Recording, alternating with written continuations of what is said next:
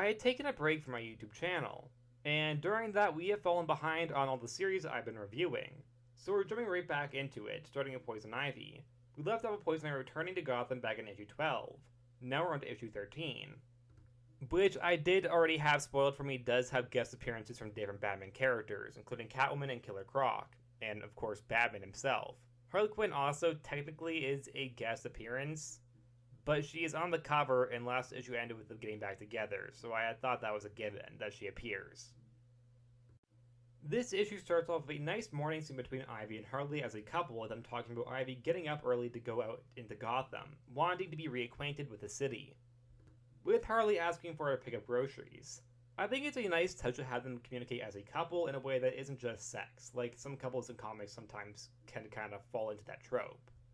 We also get narration from Ivy how she's always wished for this, to be with Harley without the world ending, as a lot of times when they are together, it's under some unfortunate timing.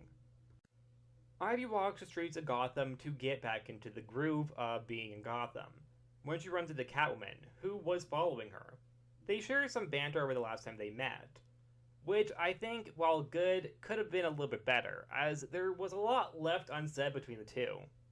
As there's one Ivy was a Cold Stone villain. Selina does tip her off that the Bat family is looking for her, as the last time they had met, she was going off on a murder road trip. Which does feel a little out of character for Selina to tip her off about this due to her loyalty to Batman, as well as certain things that Ivy has done to Selina in the past, which may or may not be canon anymore, but does include mind controlling her. As well as when the two are on opposite sides of the law, because while Catwoman, yes, is a villain, she isn't a full-on murderer, while Poison Ivy has been in the past. It fits with the characters, just it feels like there was some left unsaid between the two of them, as it is a very short moment. Ivy after this decides to go to the old hideout she used to be at, which is a park. I don't know if you can really call that a hideout. You're not really hiding. She just wants to get over the whole Batman and her finally meeting once again. Just to get it over with, because she knows how Batman is. He's going to find her eventually, and she might as well make it easy for him. And she's right. She hears rustling in the bushes, and he finds her. Ivy explains she isn't looking for trouble. She also is not the same woman she used to be.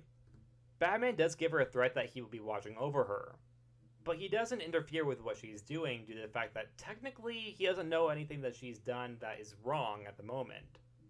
Which in itself does surprise Ivy, as if Batman has changed, meaning that maybe he kinda understands that she does have a possibility of getting a second chance.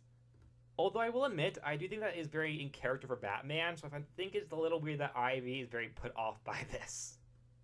After all, she is dating Harley Quinn, who he himself helped rehabilitate.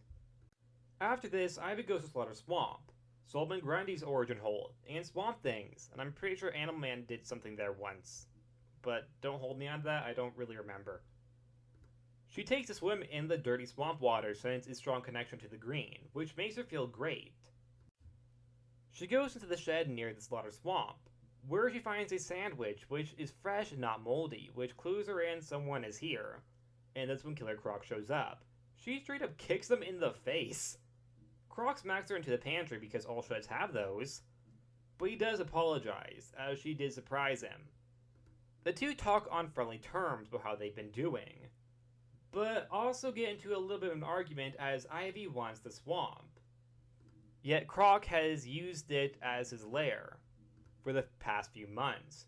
This is because Lex has gone rid of the law of the swamps in Gotham, therefore Croc doesn't have a lot of places to hang out anymore. They then get into an argument that I thought was way too funny for villains, because they're not arguing like villains over territory, they're arguing like siblings. Killer Croc tells her to go drink almond milk, which offends Ivy not because he's demeaning her, but because she says that almonds take too much water to grow, which, yes, they do. I just find it funny that that's the reason why she's offended. Not because he's demeaning her or what she stands for, but because of almonds. They do, however, make a deal that Ivy will help Croc get his old place back. In exchange, she has a Slaughter Swamp property. Which, well, yes, makes sense. I do kind of wish they made the Slaughter Swamp their own lair. As in, they co-owned it. I think that would have been funny. Have them kind of be like villain roommates. Croc's old hideout is being turned into an apartment. So Ivy goes undercover as a construction worker, but while walking around the building, she comes across a dead body.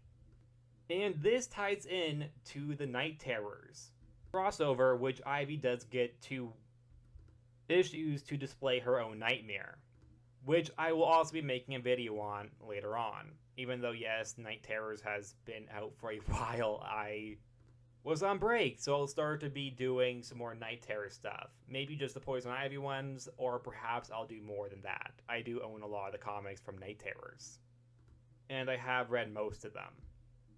But I've been saving Poison Ivy so I can review it. This issue overall is very good. Catwoman's cameo I thought was cool, however I would have liked to see more of how the two feel about each other, as a lot was left unsaid last time they met. While Croc I thought was great for a foil for Ivy, so much so that I hope he becomes a bigger character in this series. And I really wish they got to be roommates. I think that would have been funny. I hope it does lead there, because technically he doesn't have his old lair back, so maybe they could still be roommates. Now, while this is a Poison Ivy comic, this issue in particularly doesn't have much to do with Poison Ivy as the previous 12 did. That is because of the fact that this issue has a lot of guest stars, that being Harley Quinn, Catwoman, Batman, and Killer Croc, while previous issues didn't have many other characters. Yes, there was Janet and Woodrue, but they aren't household names, and as strong as characters like Batman is, or even Killer Croc, which gave Poison Ivy time to be in the spotlight. Well, here it does feel a little bit more as an ensemble. But what makes it more of a Poison Ivy comic is that we're following her around, not any other character. So this issue feels more like Poison Ivy exploring Gotham, which it is, but also her view on different characters as we get narration boxes for how she feels about them. Such as her love for Harley, her respect for Batman and Catwoman, and also her friendship with Killer Croc. And that's it. Like always, please like, subscribe, and I'll see you guys next time.